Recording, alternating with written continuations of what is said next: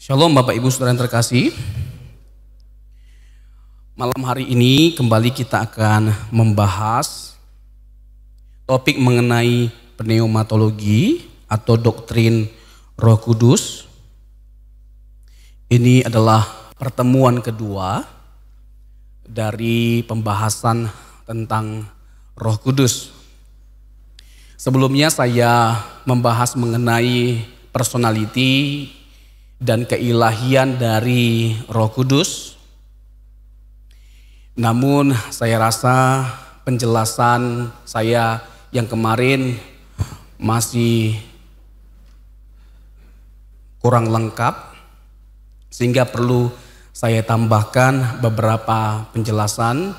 Mungkin saya perlu jelaskan terkait dengan apa yang sudah saya jelaskan dalam pertemuan yang sebelumnya dan menambahkannya, sehingga kita memiliki gambaran yang utuh, kerangka yang utuh, atau pengetahuan yang utuh terhadap Roh Kudus dan karyanya.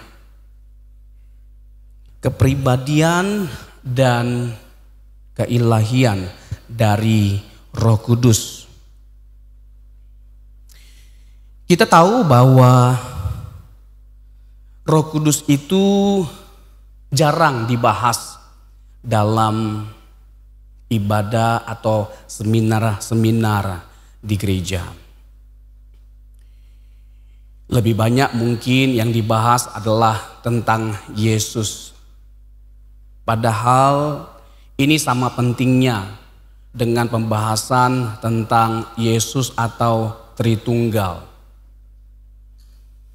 Kita tidak bisa menafikan bahwa pembahasan tentang doktrin Roh Kudus adalah sesuatu yang sangat penting dan urgen sifatnya. Karena di zaman sekarang ini Roh Kuduslah yang diutus oleh Bapa dan Yesus untuk mendiami setiap kita, menuntun setiap kita, membimbing setiap kita. Paulus punya bahasa seperti ini. Pribadi Bapa dan pribadi Yesus itu di surga, sementara pribadi Roh Kudus itu ada di bumi dan berdiam dalam diri setiap kita. Yesus adalah pribadi yang beserta atau bersama dengan kita, tapi Roh Kudus adalah pribadi yang tinggal di dalam kita. 1 Korintus pasal yang ketiga ayat yang ke-16, you are the church of God. Kamu adalah bait suci Allah di mana Roh Kudus tinggal di dalam kamu. 1 Korintus 6 ayat yang ke-19. Lagi-lagi dikatakan bahwa kita adalah bait suci Allah di mana Roh Kudus tinggal di dalam setiap kita. Perjanjian baru secara khusus Injil Yohanes banyak menekankan tentang pekerjaan dan karya Roh Kudus. Nanti saya ulas. Kita benar-benar dipuaskan oleh Injil Yohanes terkait dengan kepribadian dan keilahian dari Yesus Roh Kudus. Sebagaimana begitu nyata dan jelas sekali Alkitab menjelaskan keilahian dari Yesus Kristus melalui sifat-sifat dan karyanya, begitu juga begitu jelas Alkitab menegaskan kepribadian, karya-karya dan keilahian dari Roh Kudus. Paulus menggambarkan bahwa Allah itu Tritunggal adanya, Bapa, Putra dan Roh Kudus. Paulus menekankan dalam surat-suratnya bagaimana ada perbedaan di antara ketritunggalan Allah itu. Bapa, Putra dan Roh Kudus itu bukan pribadi yang sama, tetapi pribadi yang berbeda-beda. Tidak jarang orang mengidentifikasi untuk bisa membedakan pribadi Bapa, pribadi Anak dan Roh Kudus dengan menggunakan pembagian zaman. PL itu zaman Bapa, PB itu zaman Yesus Kristus, di mana dia datang berinkarnasi untuk menebus setiap kita. Lalu setelah dia naik ke surga, kita masuk ke zaman Roh Kudus. Tentunya setelah Yesus dimuliakan atau ditinggikan dan kembali kepada Bapa sesuai dengan kesaksian Injil Yohanes, baru Roh Kudus itu turun. Melalui kehadiran Roh Kudus kita mengenal dan mengalami ketritunggalan Allah itu secara utuh. Ketritunggalan Allah itu secara utuh. Kehadiran Yesus membuka mata kita bahwa Allah itu Tritunggal adanya. Tetapi kehadiran Roh Kudus melengkapi perbendaharaan kita, pengetahuan kita akan Allah yang Tritunggal itu. Jadi pembagian zaman itu bisa diterima dalam satu sisi. Ada juga yang menggambarkan bahwa Bapa itu sebagai pencipta, Yesus sebagai penebus, Roh Kudus sebagai parakletos atau sebagai penolong. Roh Kudus sebagai penolong. Tidak jadi masalah seperti yang saya sudah jelaskan dalam pertemuan yang sebelumnya untuk membedakan, dalam konteks membedakan pribadi dari Allah Tritunggal. Tidak jadi masalah. Tetapi tidak boleh hanya berhenti di situ. Karena apa? Karena dalam kasus penciptaan bukan hanya Bapa yang bekerja, Anak dan Roh Kudus juga bekerja. Contohnya Roh Kudus, Kejadian 1 ayat yang kedua, itu berbicara tentang apa? Keterlibatan Roh Kudus dalam karya penciptaan. Nanti saya akan jelaskan juga. Dikatakan bahwa sifat dari dunia yang diciptakan Allah itu tohu wabohu, kacau balau. Lalu Roh Kuduslah yang bekerja untuk mengerami dunia atau alam semesta sehingga ada keteraturan, ketertiban, ada keindahan dan bahkan ada kehidupan. Roh Kuduslah yang memungkinkan terjadinya ketertiban, keteraturan, keindahan dan bahkan kehidupan. Singkat cerita, kalau tidak ada Roh Kudus maka tidak ada keindahan. There is no beauty. Tidak ada keindahan. There is no life. Tidak ada kehidupan. Bahkan bukan hanya sekedar berhenti bekerja pada waktu penciptaan. Pemeliharaan Roh Kudus juga bekerja. Bahkan ketika manusia mengalami kejatuhan, Roh Kudus juga bekerja. Yesus yang memulai karya penebusan. Roh Kudus tidak mungkin bisa tinggal secara permanen dalam diri kita dan diberikan kepada semua orang kalau Yesus tidak mati menebus setiap kita. Dalam perjanjian lama, Allah sudah menegaskan tidak akan lama Rohku berdiam dalam diri manusia. Karena efek dari kejatuhan itu, seperti yang saya katakan dalam konteks perjanjian lama, Roh Kudus itu berdiam secara temporer, menghinggapi dan hanya untuk orang-orang tertentu seperti raja, imam, nabi, hakim-hakim dan yang lainnya. Hanya untuk orang-orang tertentu dalam penugasan tertentu. Ketika penugasan itu selesai, maka Roh Kudus itu undur. Atau ketika Roh Kudus didukacitakan seperti yang dilakukan oleh Saul, Roh Kudus itu undur. Nah, kita bisa melihat ada perbedaan karya dari Roh Kudus dalam perjanjian lama dan perjanjian baru. Dalam konteks perjanjian baru, sekali lagi, Roh Kudus itu diberikan kepada semua orang yang percaya kepada Yesus. Dan yang membuat kita bisa percaya kepada Yesus itu adalah Roh Kudus. Itu pekerjaan Roh Kudus. 1 Korintus 12 ayat yang ketiga. Bukan karena kemahiran, kefasihan kita dalam berkomunikasi, bukan karena hebatnya intelektual kita, pengetahuan kita dalam meyakinkan orang dalam setiap seminar kita, bukan karena kecakapan kita dalam menjawab setiap pertanyaan yang membuat seseorang itu bisa percaya. Kadangkala bukan karena kurang meyakinkan jawaban kita orang tidak bisa percaya, tetapi karena memang dasar orangnya mengeraskan hatinya. Itu menunjukkan bukan karena kurang hebat jawaban kita. Bisa saja dengan hebat, dengan cakap kita menjawab pertanyaan yang diajukan oleh seorang ateis. Tetapi kita harus ingat, sehebat-hebatnya kita menjawab pertanyaan, menjadi percaya itu bukan pekerjaan kita, pekerjaan Roh Kudus. Nggak hanya di situ, pekerjaan Roh Kudus tidak hanya berhenti di situ. Dia terus bekerja untuk melahirbarukan setiap kita, memastikan atau menjamin keselamatan kita sampai menjelang hari penyelamatan itu tiba. Efesus 4 ayat yang ke-13. Jadi Roh Kudus digambarkan juga sebagai jaminan. Efesus 1 ayat yang ke-14, bahwa Roh Kudus itu diilustrasikan atau digambarkan seperti jaminan, seperti api, seperti angin, seperti air, seperti merpati. Ingat, digambarkan. Digambarkan artinya tidak sama dengan gambaran itu. Tidak sama dengan gambaran itu. Jadi bisa dipakai kata seperti atau sekedar, atau seakan-akan atau seumpama. Misalnya dalam Injil Matius, dalam peristiwa pembaptisan Tuhan Yesus, Yohanes melihat Roh Kudus hadir dalam rupa merpati, seperti burung merpati. Kita tidak tahu bagaimana bentuk penglihatan Yohanes pada waktu itu akan kehadiran dari Roh Kudus. Tetapi kita bisa melihat bahwa Yohanes menyaksikan pengalamannya bahwa ada Roh Kudus yang hadir dalam rupa merpati. Jadi jangan sampai kita salah kaprah. Allah itu bisa digambarkan juga seperti angin.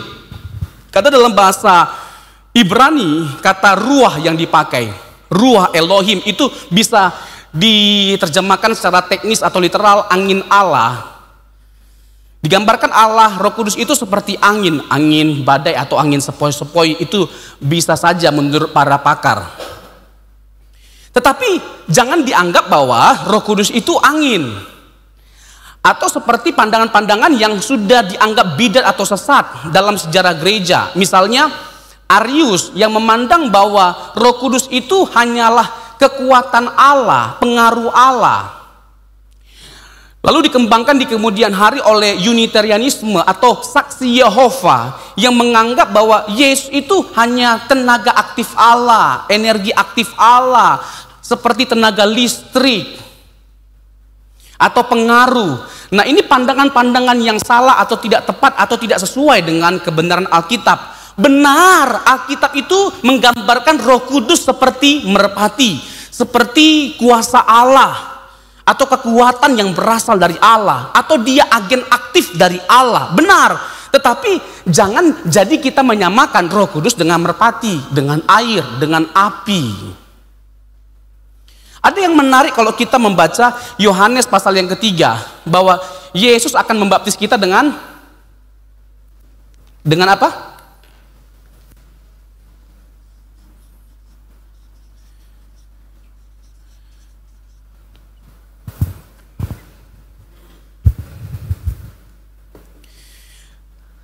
Yang membaptis kita dengan air dan roh itu adalah Yesus. Itu pekerjaan Yesus. Yang menghadirkan Roh Kudus itu adalah Tuhan Yesus.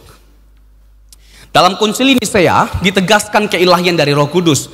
Dalam konsili Konstantinopel 381 atau abad keempat ditegaskan juga keilahian dari Roh Kudus. Nanti di abad ke-6 kalau tidak salah, 58 sekian, ya, di konsili atau sidang Toledo ditegaskan juga bahwa Roh Kudus itu adalah pribadi yang diutus oleh Bapa dan Yesus. Mengapa diikut sertakan dalam sidang itu atau ditambahkan diutus oleh Yesus? Untuk menekankan kesetaraan antara Bapa dan Yesus. Seperti Yohanes 15 ayat 26. Yohanes 15 ayat 26. Aku akan mengutus Roh Kudus yang keluar dari Bapa. Jadi kehadiran Roh Kudus itu bukan hanya pekerjaan dari Bapa. Bukan hanya Bapa yang utus. Yesus juga ikut serta dalam mengutus Roh Kudus. Bahkan Roh Kudus pun juga disebut sebagai apa? Roh Kristus. Para pakar memandang bahwa Roh Kristus itu adalah istilah untuk Roh Kudus. Roh Kudus disebut juga sebagai roh kebenaran dalam Injil Yohanes pasal yang ke-14, ayat yang ke-17. Menarik loh, Di Yohanes pasal yang ke-14 ayat yang ke-6, Yesus mendeklarasikan dirinya as a truth. I am the way, the truth, and the life. No one come to the Father except by me. Akulah jalan kebenaran dan hidup. Tidak seorang pun yang sampai kepada Allah Bapa kalau tidak melalui aku. Ingat, hanya Allah yang bisa mengklaim dirinya sebagai sang kebenaran. Hanya Allah yang bisa memberikan kehidupan bagi setiap kita. Hanya Allah yang bisa menyediakan atau membuka jalan. Nah, kalau Yesus mengklaim ketiga hal itu, bukankah secara langsung dia mengklaim dirinya sebagai Allah?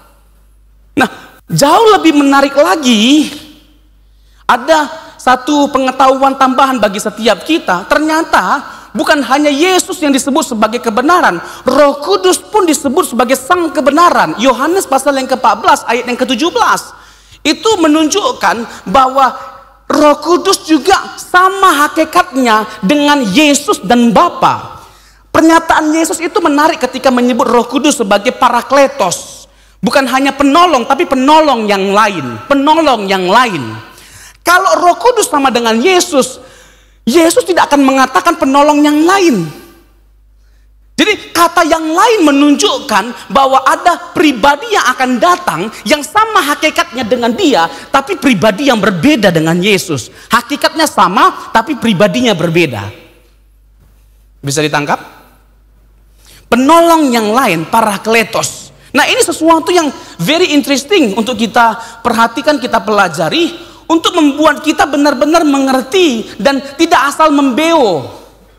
Jadi kita harus mendasarkan iman kita, keyakinan kita pada Alkitab, based on Scripture.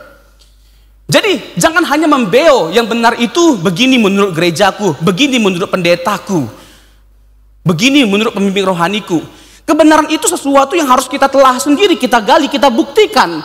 Benar enggak gitu loh ajaran itu. Mari kita sama-sama memberi waktu. Mari sama-sama kita dengan serius menggali dan mempersoalkan apa yang kita yakini, supaya nggak ngaco kita.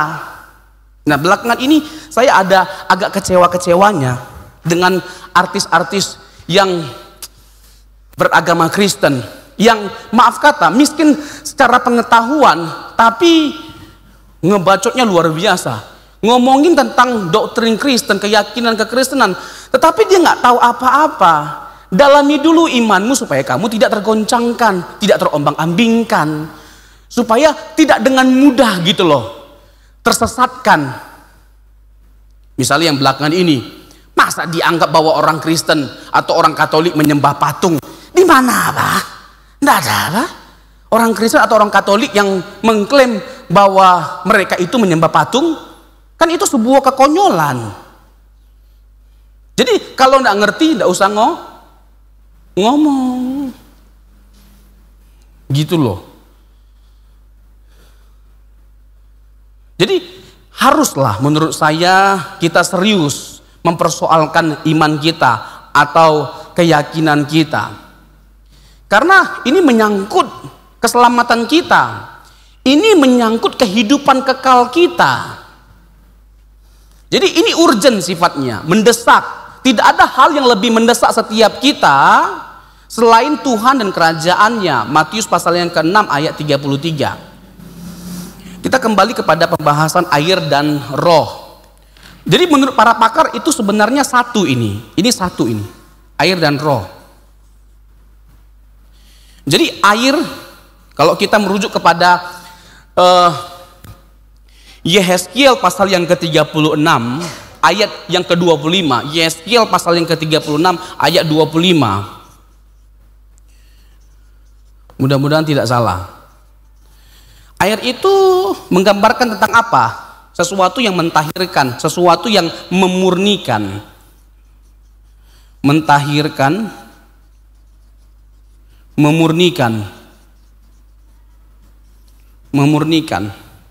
Kalau Roh Kudus, roh ya jelas, roh Allah atau Roh Kudus. Roh Kudus bekerja untuk apa? Melahirbarukan.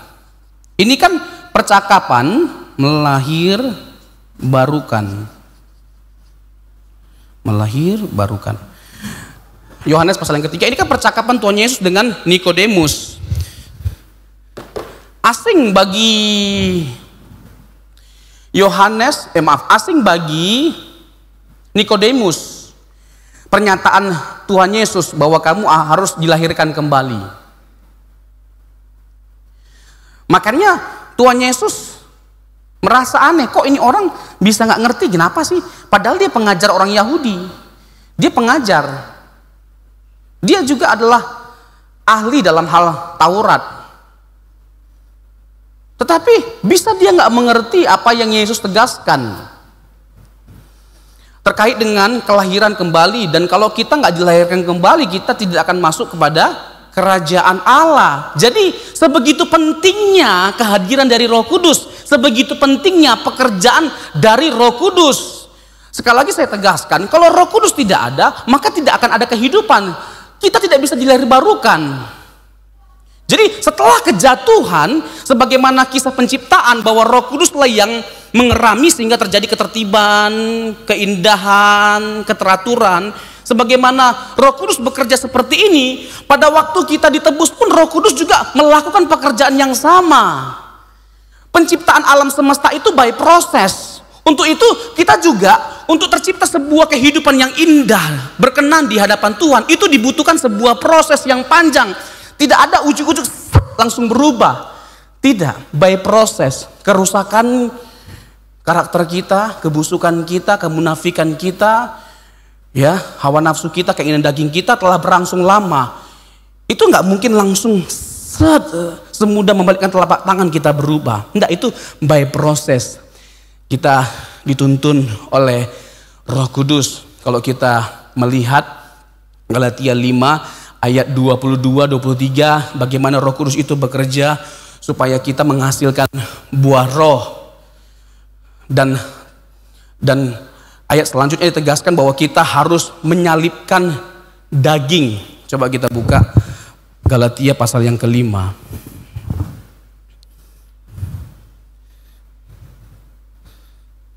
Galatia pasal yang kelima. Sederhana ayat ini tapi dalam maknanya. Ayat 22.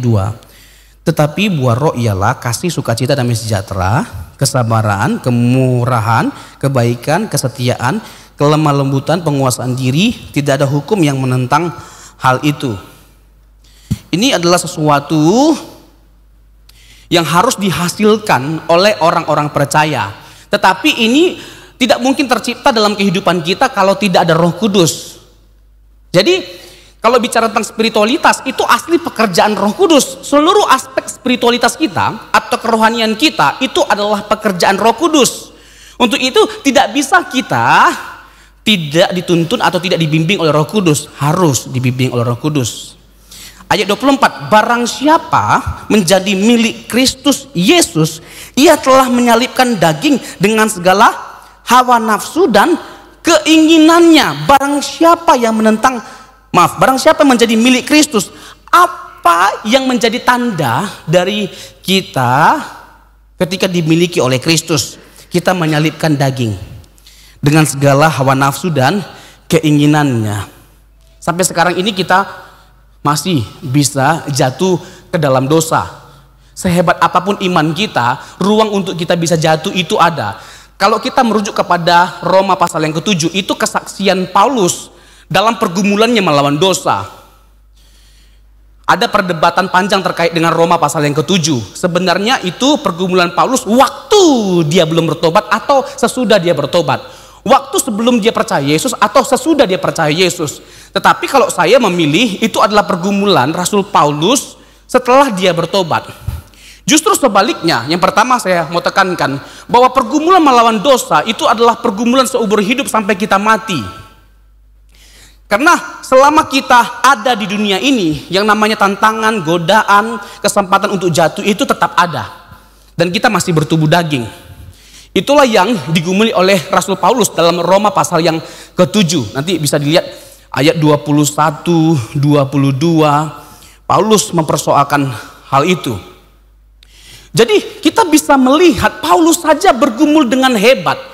Justru ketika kita percaya Yesus, kita bisa melihat secara jernih dan detail dosa-dosa kita. Kita sampai bisa melihat dosa-dosa atau kesalahan kecil kita, bukan hanya dosa besar, tapi sampai hal yang kecil pun, kesalahan kecil pun kita bisa lihat dan harus kita persoalkan. Nah, Paulus itu gusar karena dia mendapati dirinya itu masih bisa salah, masih bisa berdosa.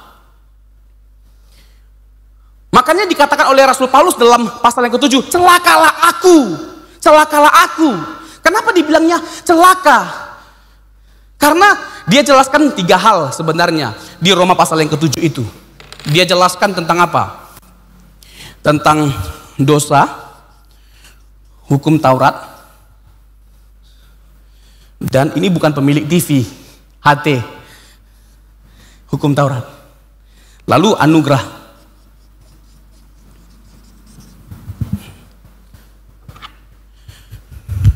Nah, Paulus menceritakan pergumulannya melawan dosa. Dia menjelaskan bagaimana hukum Taurat itu menolong kita untuk mengetahui dosa. Itu hukum Taurat. Dan sekaligus Paulus menekankan bahwa ada sifat buruk dari hukum Taurat, tetapi satu sisi hukum Taurat itu baik karena berasal dari Allah. Sifat negatifnya adalah apa? Kita ini manusia yang lemah. Kita ini adalah manusia yang lemah, sehingga tidak mampu memenuhi tuntutan hukum Taurat. Karena tuntutan atau nafas dari hukum Taurat melanggar satu hukum saja, itu melanggar seluruh hukum Taurat. Jadi melanggar satu saja kita sudah gagal. Hukum Taurat, ada yang tahu berapa banyak? Bukan 10 hukum, berapa?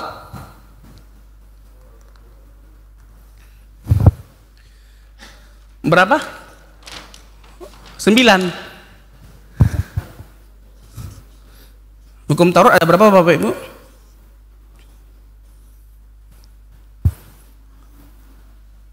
Berapa?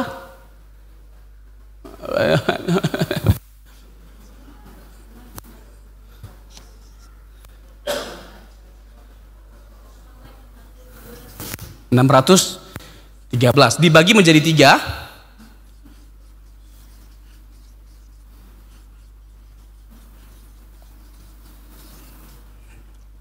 Terakhir sipil 613, bukan hanya 10. Ini hukum yang terutama, Dekalog. Ada 613, jadi banyak sekali. Jadi kita melakukan kesalahan terhadap satu hukum saja, kita sudah gugur, udah gagal. Nggak ada lagi harapan untuk kita mengalami kemenangan, untuk kita diperkenankan oleh Tuhan. Jadi intinya dalam Roma pasal yang ke-7, salah satu poin yang mau ditegaskan oleh Rasul Paulus adalah jangan mengharapkan diselamatkan dengan melakukan hukum Taurat. Karena tidak seorang pun yang bisa atau yang berhasil melakukan hukum Taurat secara sempurna. Tidak ada. Hanya ada satu pribadi yang bisa melakukan hukum Taurat dengan sempurna. Siapa? Yesus. Dan dia datang bukan untuk meniadakannya, tapi menggenapinya. Jadi hukum Taurat dengan segala tuntutannya telah dibatalkan karena Yesus telah berhasil melakukan hukum Taurat. Nah, kalau begitu bagaimana dong? Udah dosa mengerikan, dosa itu menghancurkan, dosa itu adalah sesuatu yang membawa kita kepada bayang-bayang maut, tambah lagi hukum Taurat ternyata tidak bisa menyelamatkan kita. Tenang, kalau kata Tito, tenang. Ada anugerah. Makanya kata Rasul Paulus, syukurlah kepada Allah. Karena apa syukur? Karena ada Yesus Kristus yang telah dengan sempurna melakukan hukum Taurat dan yang telah menebus kita dari dosa. Roma pasal yang ke-7 tidak berbicara tentang bahwa kita tidak akan lagi berdosa lagi, bahwa kita bisa tidak berbuat dosa lagi. Paulus tidak ngomong seperti itu. Kalau Rasul Paulus saja, seorang rasul yang hebat dengan segala keberadaannya, prestasinya, intelektualnya, spiritualitasnya, masih merasa ada kegagalan yang dia lakukan, ada kesalahan yang dia lakukan. Apalagi kita, Pak. Betul nggak? Halo, ada di sini yang sudah merasa sempurna? Jangan, Pak. Tidak ada manusia yang sempurna. Tidak ada manusia yang sesempurna Tuhan Yesus. There is no perfect man. Hanya Yesus. Untuk itu kita yang seperti Yesus. Sekali lagi, kita yang seperti Yesus. Karena yang tidak bercacat, tidak bercela, yang sempurna itu hanya Yesus. Bukan Yesus yang seperti kita. Kita apa yang seperti Yesus? Kalau Yesus harus seperti kita, gagal gak? Gagal kita ditebus, gagal kita diselamatkan. Karena kalau Yesus tidak ada cacatnya, kalau kita banyak apa cacatnya, apa? Betul nggak? Jadi kita yang harus berjuang untuk menjadi seperti Tuhan Yesus. Kembali, ini waktu nggak terasa banget, udah mau habis. Air dan kehidupan, air dan roh. Air itu berbicara tentang sesuatu yang mentahirkan atau memurnikan. Lalu roh itu melahir barukan. Jadi Allah melalui Roh Kudus itu mentahirkan setiap kita, memurnikan setiap kita, menyucikan setiap kita, melahir barukan setiap kita. Jadi kita bisa melihat bahwa benar Roh Kudus diidentifikasi sebagai pribadi dan sebagai Allah.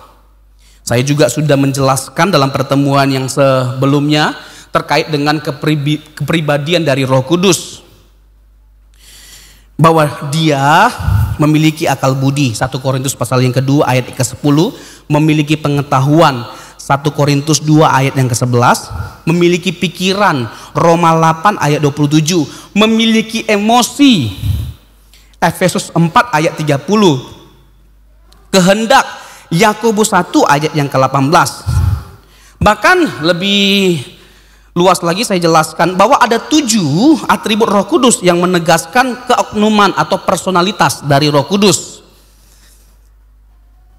Yang pertama, bahwa dia berpikir, Yohanes 15 ayat 28, dia memiliki kehendak. Dia berbicara, Kisah 8 ayat 29. Dia mendengar, ya, dia mendengar. Ia membantu kita dalam segala kelemahan kita. Roma pasal yang ke-8. Dan membantu kita dalam berbagai macam keluhan yang tidak terucap ketika kita berdoa. Hanya seorang pribadi yang bisa melakukan semua pekerjaan itu. Personalitas itu ya diidentikan dengan hal-hal itu, memiliki pikiran, perasaan, dan kehendak.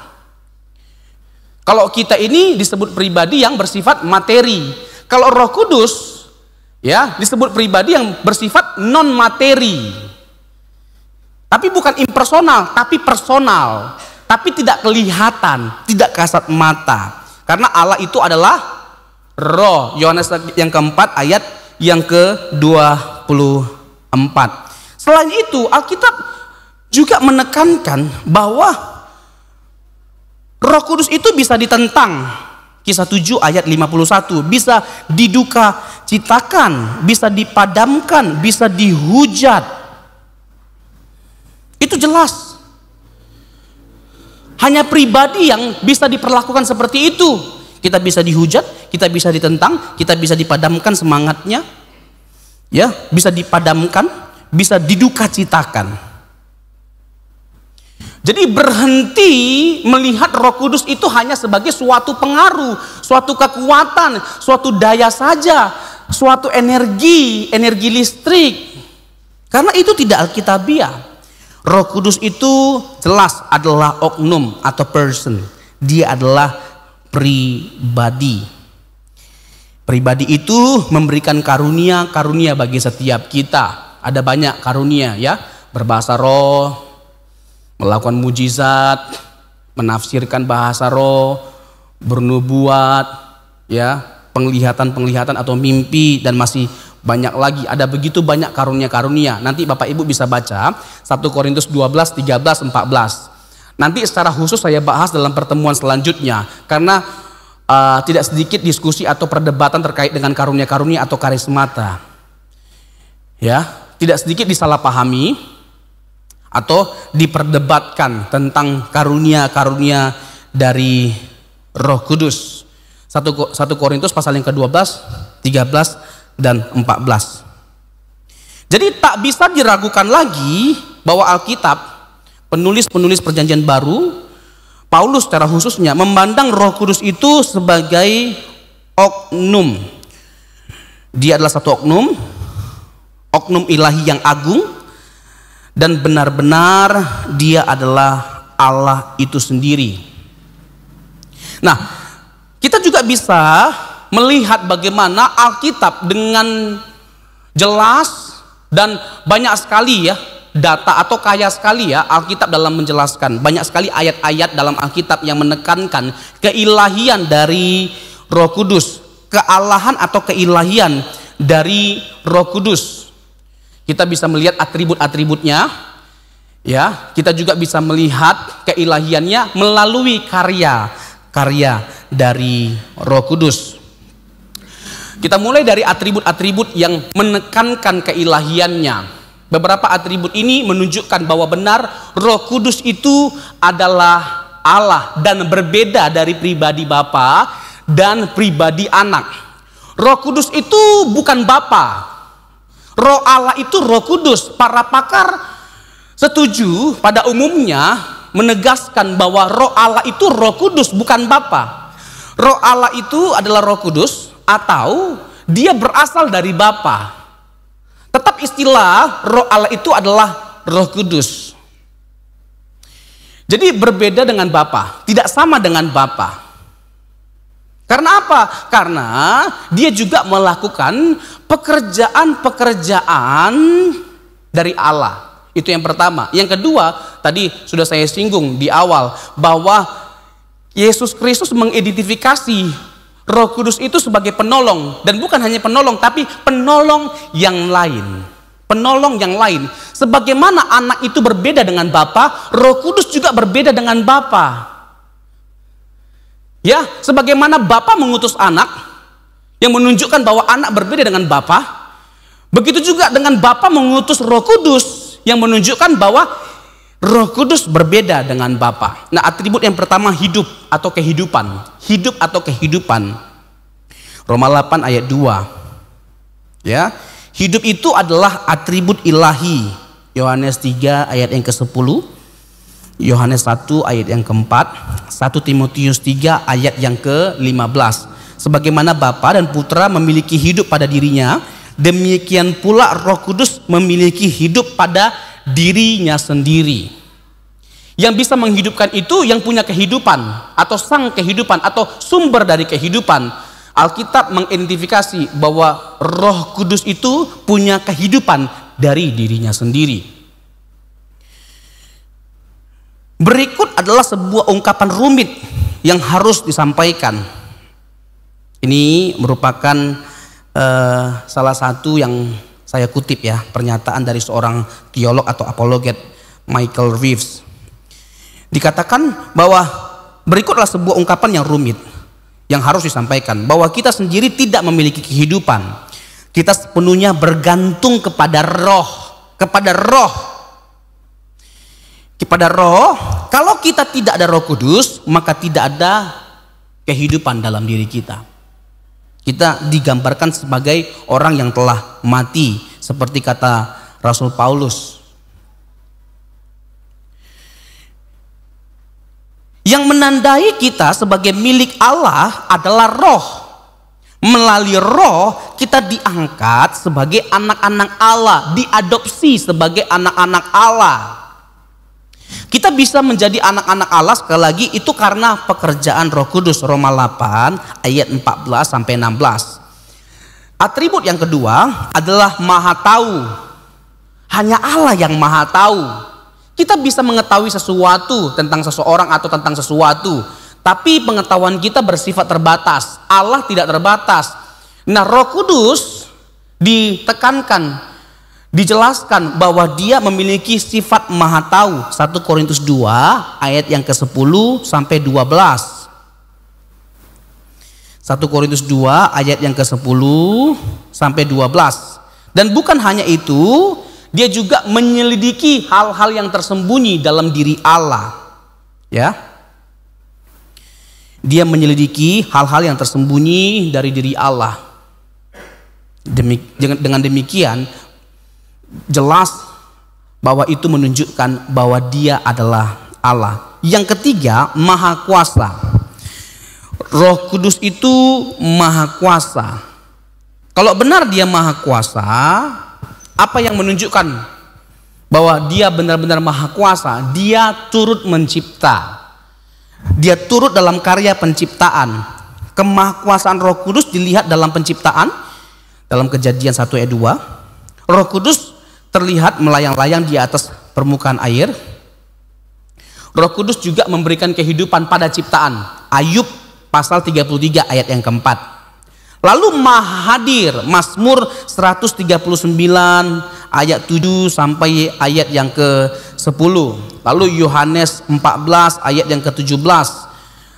Pemazmur mengatakan, kemanakah aku dapat menjauhi rohmu. Jadi di mana kita berada, di situ roh Tuhan ada atau hadir. Yang menunjukkan bahwa dia memiliki sifat maha hadir.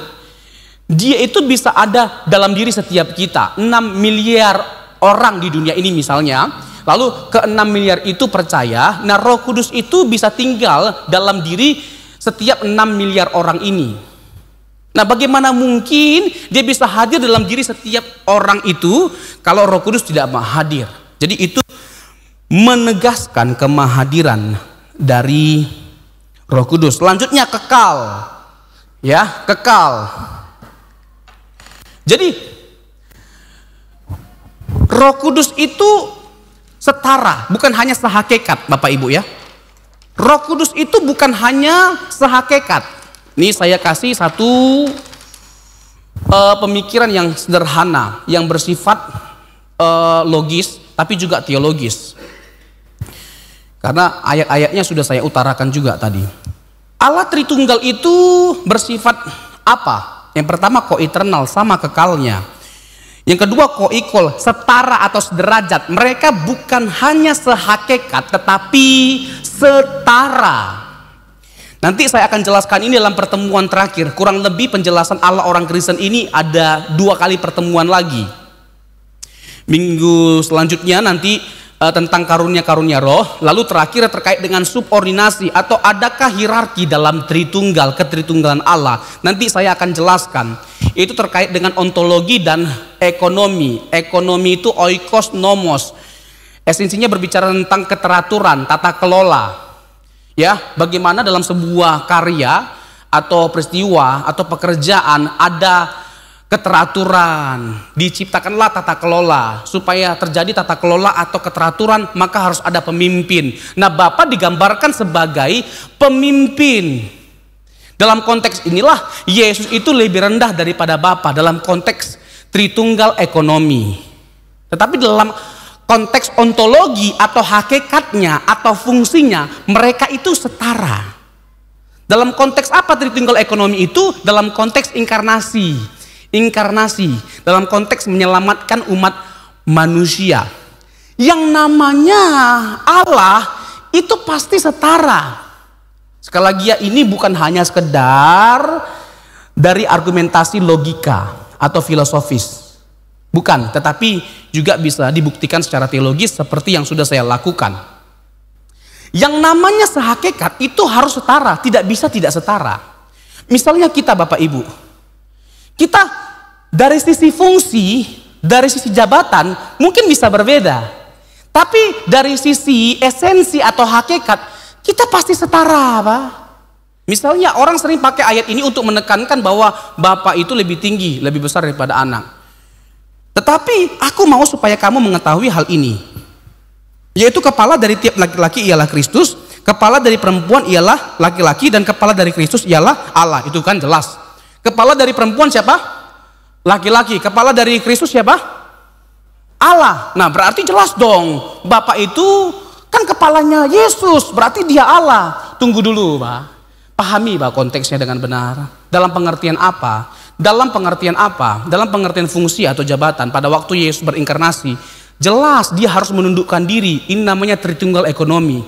Dia harus menundukkan diri sehingga terjadi keharmonisan, sehingga terjadi keteraturan, sehingga karya Allah itu bisa terlaksana secara sempurna. Harus ada yang memimpin, yang mengkomandokan, harus ada. Nah yang mengkomandokan siapa? Bapa. Nah masih nggak ngerti juga. Contoh, kita pasti setuju Bapak Ibu bahwa dalam rumah tangga, dalam sebuah keluarga, kepala itu siapa? Kepala itu siapa? Tapi dalam hal apa? Fungsi. Dalam hal esensi atau hakikat setara nggak? Setara nggak? Ibu-ibu setara.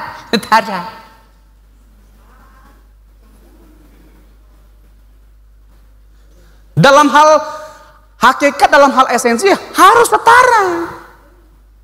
Tidak ada apa bedanya Pak? Sama Pak. Nah begitu juga dengan Yesus dan Bapa. Dalam hal fungsi siapa lebih tinggi? Dalam hal hakikat sama. Gitu, mulai sama kita Pak. Ini memudahkan saya untuk menjelaskan subordinasi Pak nanti. Ya insya Allah. Ya. Jadi yang namanya sehakikat harus setara. Nggak bisa nggak setara. Kalau kita mengatakan nggak setara, jangan bilang sehakikat. Sekalian mengatakan bahwa Yesus bukan Allah. Tapi kalau kita mengatakan bahwa Yesus sama hakikatnya dengan Bapa sama-sama Allah, harus setara. Tidak bisa tidak setara. Yang tidak setara itu adalah dua hakikat yang berbeda. Contoh, kita dengan binatang, beda nggak hakikatnya? Sama nggak hakikatnya? Nggak sama kan? Beda kan hakikatnya? Pertanyaannya, siapa lebih besar? Bukan hanya dalam pengertian fungsi, tapi ontologi juga kita lebih besar, betul nggak? Karena Alkitab mengatakan bahwa makhluk yang paling mulia, makhluk yang paling tinggi di dunia ini, ciptaan yang paling tinggi derajatnya itu manusia. Karena apa? Karena kita diciptakan menurut gambar dan rupa Allah. Hanya manusia ya di dunia ini yang diciptakan menurut gambar dan rupa Allah. Itu yang membuat kita itu lebih tinggi derajatnya dari apapun yang ada di dunia ini, termasuk binatang tadi. Binatang itu punya hakikatnya sendiri. Rusa, harimau, kambing itu jenis yang berbeda-beda, tapi hakikatnya sama-sama mencari makan. Binatang sama-sama binatang yang mencari makan. Tetap saya bela. Bapak Ibu jangan ketawa dulu. Ya kan kalau binatang nggak makan, udah hidup mati. Apalagi kalau babi. Ya kan harus mencari makan supaya bisa kita makan. Nah, beda. Ya, dua hakikat yang berbeda. Nah, dua hakikat yang berbeda itu siapa yang lebih tinggi? Manusia. Nah kalau yang sehakikat itu harus setara, tidak bisa tidak setara. Yang tidak setara itu dua hakikat yang berbeda. Begitu juga dengan Yesus dan Roh Kudus. Kalau kita percaya bahwa Yesus dan Roh Kudus memiliki hakikat yang sama dengan Bapa, konsekuensi logisnya adalah kita harus mengakui bahwa Yesus dan Roh Kudus juga setara dengan Bapa. Karena apa? Mereka memiliki sifat-sifat yang sama, atribut-atribut yang sama, memiliki karya-karya Allah yang sama. Bapa memiliki atau melakukan pekerjaan Allah, Roh Kudus dan Yesus juga melakukan pekerjaan Allah atau pekerjaan yang hanya bisa dilakukan oleh Allah. Jadi kekal, jadi co-eternal, co-equal, co-exist, sama-sama ada dengan sendirinya. Bapa, Putra, Roh Kudus itu sama-sama ada dengan sendirinya. Tidak ada yang lebih dulu ada. Siapa yang dulu ada? Bapa atau Firman? Siapa yang duluan ada? Bapa atau Firman? Bapa. Berarti Yesus sempat tidak ada apa? Hah? Sama-sama apa? Tidak pernah Yesus tidak ada. Selalu ada. Sebagaimana Bapa kekal, Yesus juga kekal. Tidak pernah Yesus dan Roh Kudus tidak ada, selalu ada. Ya, Yohanes 17 ayat 5 ya. Father, glorify me with the glory I had before the world was created. Bapa, permuliakanlah aku dengan kemuliaan yang aku miliki sebelum dunia dijadikan. Jadi Yesus itu kekal. Ibrani 9 ayat ke-14 menekankan bahwa roh juga kekal adanya. Jadi koeksis. Alam semesta ini bukan ada dengan sendirinya, tapi Tuhan yang ciptakan. Because there is no something out from nothing. There is no something out from nothing. Tidak ada sesuatu bisa ada dari ketiadaan. Ya, tidak ada sesuatu yang berasal dari ketiadaan. Sesuatu itu bisa ada karena ada yang mengadakannya. Siapa yang mengadakannya? Allah Tritunggal yang koeksis ada dengan sendirinya. Nah, itu atribut-atribut Allah. Ya, selain kekal, kudus, ya. Itu juga merupakan sifat atau atribut utama Allah. Allah itu sempurna, ya, tidak ada cacat atau celahnya. Lalu Allah itu kasih, lalu Allah itu kebenaran. Nah, karya Roh Kudus juga ditekankan yang menunjukkan keilahiannya dalam hal penciptaan, kelahiran Kristus, itu juga karya dari Roh Kudus. Lalu inspirasi kitab suci, Alkitab juga tidak mungkin ada kalau tidak ada Roh Kudus. Jadi Alkitab kita, 66 kitab kita, PL dan PB, ya, 39 PL, 27 PB, itu bisa ada karena Roh Kudus. 2 Timotius 3 ayat 16, bahwa Roh Kuduslah yang mengilhami segala tulisan yang diilhamkan oleh Allah, segala tulisan. Jadi Alkitab itu bisa ada karena diilhamkan oleh Allah melalui Roh Kudus.